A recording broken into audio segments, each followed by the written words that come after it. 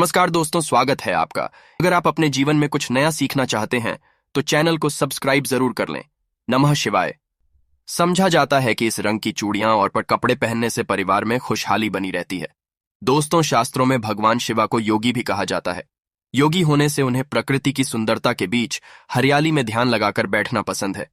इसी के चलते मान्यता है कि हरा रंग महादेव को बेहद पसंद है। इसलिए इस दिन सुहागिन महिलाएं हरे रंग की चूड़ियां और कपड़े पहनती है, क्योंकि हरा रंग सुहागिनों के सौभाग्य का चिन्ह होता है। समझा है कि इस दिन हरे रंग को धारण कर भगवान शिव की पूजा करने से परिवार का कल्याण होता है। इसके साथ ही इस दिन पूजा और व्रत करने से भगवान शिव और माता पार्वती जी का भी आशीर्वाद मिलता है।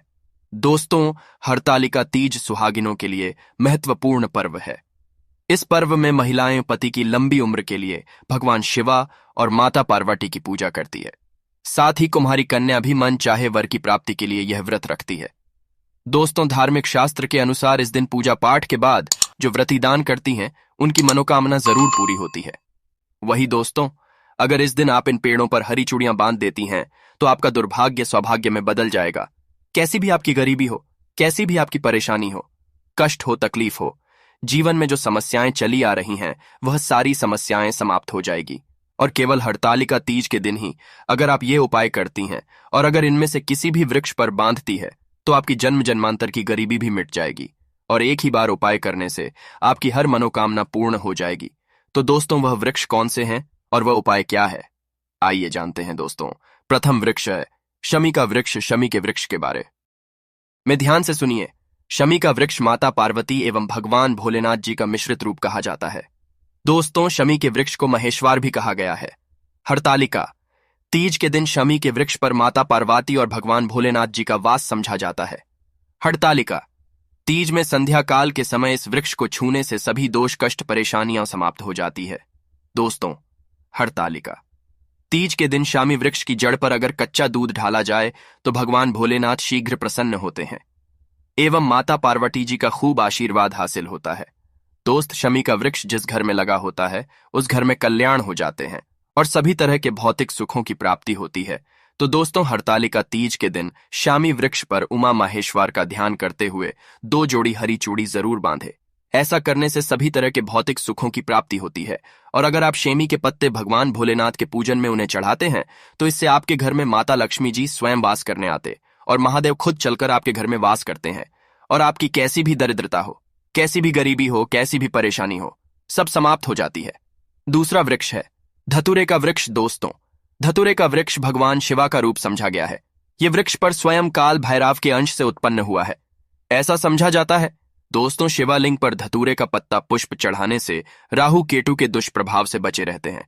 और दोस्तों, आप हरतालिका तीज के दिन धतूरे के वृक्ष पर अगर 2 जोड़ी हरी चूड़ी बांधते हैं तो आपको शत्रु से छुटकारा मिलता एवं शत्रु का सर्वनाश होता है। इसलिए दोस्तों, धतूरे का वृक्ष आपको अपने आसपास कहीं पर भी मिल जाएगा, तो इस वृक्ष पर आपको 1 जोड़ी या फिर 2 जोड़ी हरी चूड़ियां जरूर बांध कर आनी है। दोस्तों, तीसरा वृक्ष है बेलपत्र यानी बेल का वृक्ष। दोस्तों, इस वृक्ष पर स्वयं और माता पार्वती वास करती है। तो हरतालिका तीज के दिन एक थाली में आप हरी चूड़ी लेकर और जितनी भी श्रृंगार की चीजें हैं ये लेकर, और अगर आप एक लाल फीते या एक हरे फीते के सहारे लाल चूड़ी को ले जाकर इस वृक्ष पर बांध देती है तो फिर देखिए कैसे चमत्कार होता है। आपकी कैसी भी मनोकामना हो, कैसी भी इच्छा हो, भगवान भोलेनाथ एवं माता पार्वती तुरंत पूरी कर देते हैं। दोस्तों, अगर आप इस वृक्ष पर चूड़ियां नहीं बांध सकती तो आप क्या करें कि आसपास कहीं पर भी अगर मदार का वृक्ष मिल जाए तो आप मदार के वृक्ष में भी 1 जोड़ा हरी चूड़ी जरूर बांधे, क्योंकि इस वृक्ष पर भी स्वयं महादेव वास करते हैं। अगर आपको यह भी नहीं मिलता तो आप केले के वृक्ष में बांध सकती है, क्योंकि इसमें में भी स्वयं भगवान विष्णु निवास करते हैं और माता लक्ष्मी जी वास करती है। तो आप जरूर जाकर 1 जोड़ा हरी चूड़ी बांधे और कैसी भी मनोकामना हो, कैसी भी परेशानी हो, वो तुरंत हो जाएगी।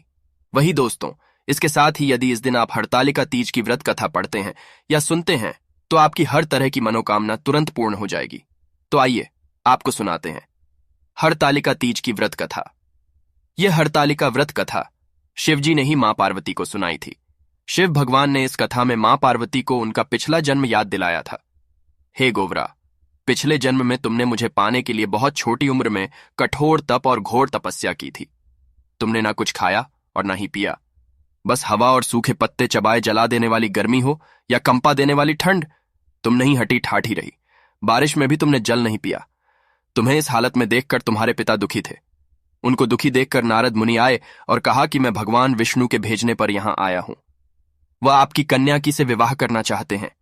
इस बारे में मैं आपकी राय जानना चाहता हूं। नारद जी की बात सुनकर आपके पिता बोले, अगर भगवान ये चाहते हैं तो उन्हें कोई आपत्ति नहीं, परंतु जब तुम्हें इस विवाह के बारे में पता चला तो तुम दुखी हो गई। तुम्हारी एक सहेली ने तुम्हारे दुहक का कारण पूछा तो तुमने कहा कि मैंने सच्चे मन से भगवान शिवा का वरण किया है, किंतु मेरे पिता ने मेरा विवाह विष्णु जी के साथ तय कर दिया है। मैं विचित्र धर्म संकट में हूं। अब मेरे पास प्राण त्याग देने के अलावा कोई और उपाय नहीं बचा। तुम्हारी सखी बहुत ही समझदार थी। उसने कहा, प्राण छोड़ने का यहां कारण ही क्या है? संकट के समय धैर्य से काम लेना चाहिए। भारतीय नारी के जीवन की सार्थकता इसी में है कि जिसे मन से पति रूप में एक बार वरण कर लिया, जीवन पर्यंत उसी से निर्वाह करें। मैं तुम्हें घनघोर वन में ले चलती हूं, जो साधना स्थल भी है, और जहां तुम्हारे पिता तुम्हें खोज भी नहीं पाएंगे। मुझे पूर्ण विश्वास है कि ईश्वर अवश्य ही तुम्हारी सहायता करेंगे। तुमने ऐसा ही किया। तुम्हारे पिता तुम्हें घर में ना पाकर बड़े चिंतित और दुखी हुए।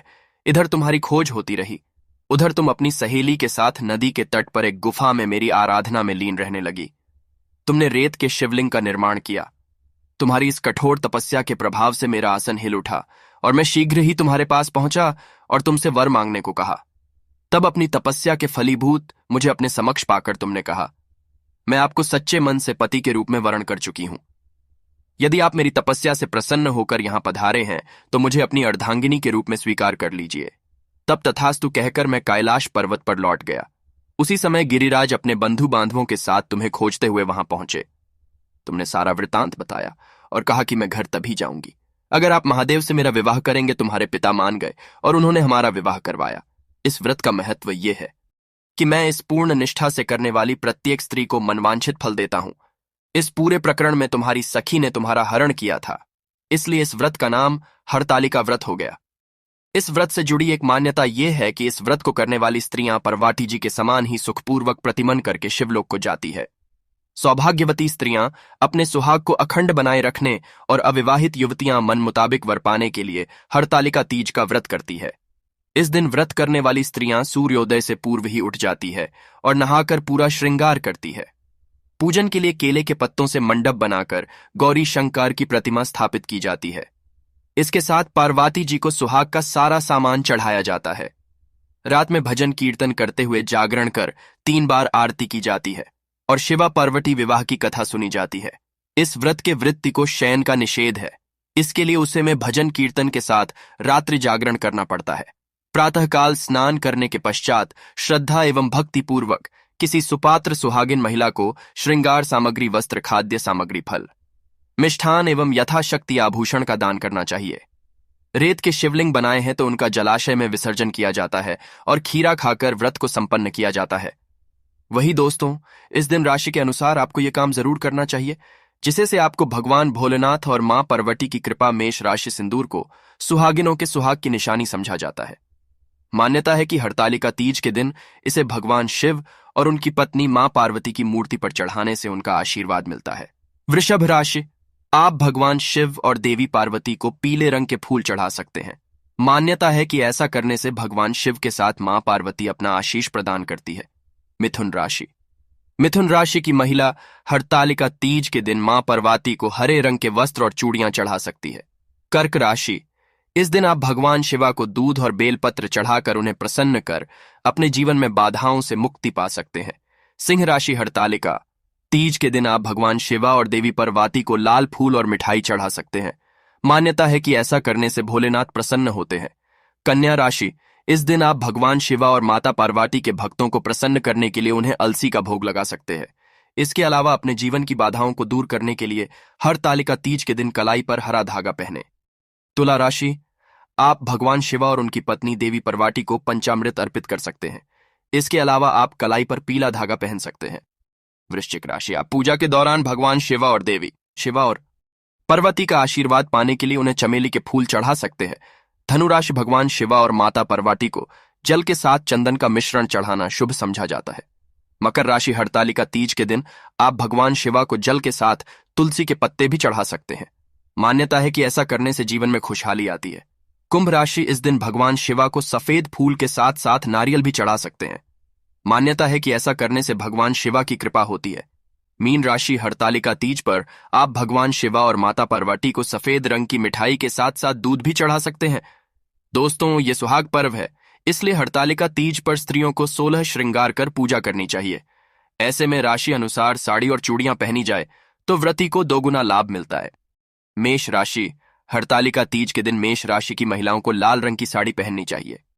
लाल रंग प्रेम का चिन्ह होता है, इससे पति पत्नी के बीच प्यार बढ़ता है, साथ ही मंगलदेव की कृपा हासिल होती है। वृषभ राशि के स्वामी चंद्र है, जिनका प्रिय रंग सफेद है, परंतु हरतालिका तीज पर सफेद रंग नहीं पहना जाता है। ऐसे में आप सिल्वर या गोल्डन रंग की साड़ी और चूड़ियां पहन सकती है। इससे दाम्पत्य का मानसिक तनाव दूर होता है।